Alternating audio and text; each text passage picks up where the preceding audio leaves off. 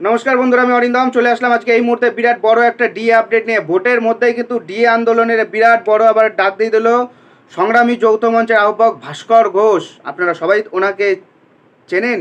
ওনাকে কিছুদিন আগে পুলিশ অ্যারেস্ট করেও তুলে নিয়ে গিয়েছিলেন। সেই ভাস্করবাবু ডিএ যে ভোটের মধ্যে কিন্তু আবার আন্দোলনের ডাক দিয়ে দিয়েছে। কিন্তু আন্দোলনটা কবে হবে, তবে নবান্ন আন্দোলন কিন্তু হবে, আইন অমান্য আন্দোলনও কিন্তু হবে শোনা যাচ্ছে এমনটা।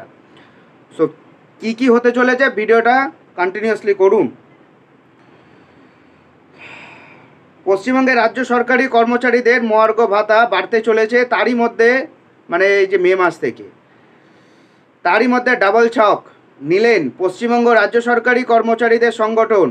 নির্বাচনের মধ্যে এবং নির্বাচনের পরে জোড়া কর্মসূচি নেওয়া হয়েছে।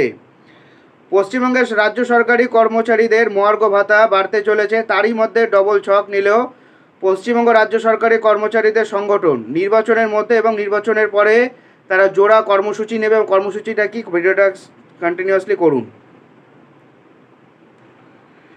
লোকসভা ভোটের মধ্যে মহার্ঘ ভাতা আন্দোলন আরও তীব্র হতে চলেছে। লোকসভা নির্বাচনের মধ্যে মিছিলে ডাক দিল পশ্চিমবঙ্গ রাজ্য সরকারি কর্মচারীদের সংগঠন সংগ্রামী যৌথ মঞ্চ।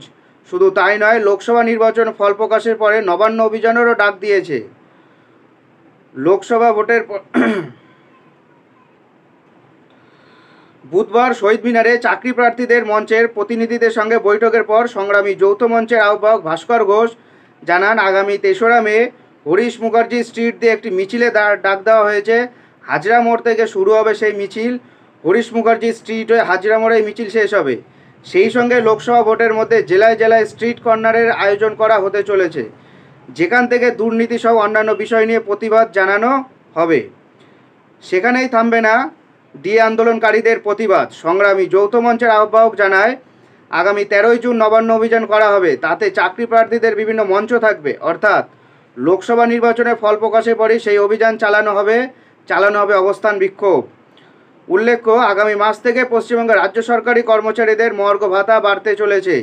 তাদের 4% ডিএ বাড়ানো হয়েছে। তার ফলে মে মাস থেকে পশ্চিমবঙ্গ রাজ্য সরকারি কর্মচারীদের ষষ্ঠ বেতন কমিশনের আওতায় 14% ডিএ পাবেন, যা রাজ্য বাজেট পেশ করার সময়ই ঘোষণা করে দিয়েছিলেন রাজ্যের মন্ত্রী চন্দ্রিমা ভট্টাচার্য।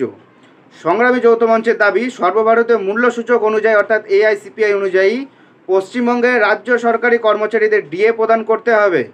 আপাতত কেন্দ্রীয় সরকারি কর্মচারীদের সপ্তম বেতন কমিশনের আওতায় 50% মহার্ঘ ভাতা পান। আর পশ্চিমবঙ্গ এখনও সপ্তম বেতন কমিশনের কার্যকরী হয়নি। ষষ্ঠ বেতন কমিশন পশ্চিমবঙ্গের রাজ্য সরকারি কর্মচারীদের ডিএ প্রদান করা হয়। সো বন্ধুরা, বিরাট একটা আন্দোলন হতে চলেছে ভোটের আগে ভোটের পরে। আমরা দেখতে পাবো। আপনারা আন্দোলনে যোগদান করুন, আন্দোলনে থাকুন, আপনাদের অধিকার আপনারা ছিনিয়ে নিন।